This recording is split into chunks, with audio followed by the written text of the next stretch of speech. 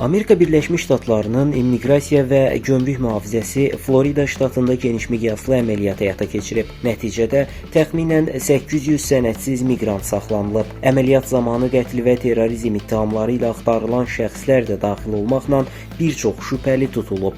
Florida qubernatoru Ron DeSantis bu əməliyyatı Trump administrasiyası ilə əməkdaşlığın uğuru kimi qiymətləndirib.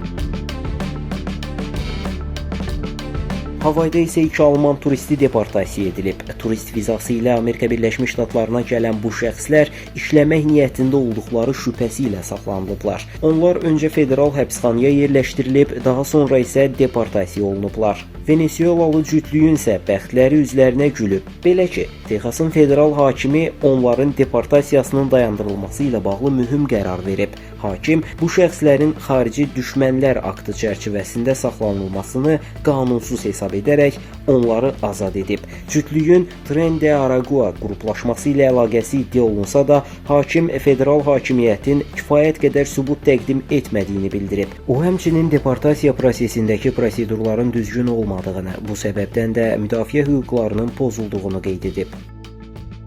Kamal Hüseynli, Ruqiyyə Nəcəfli, Mira TV.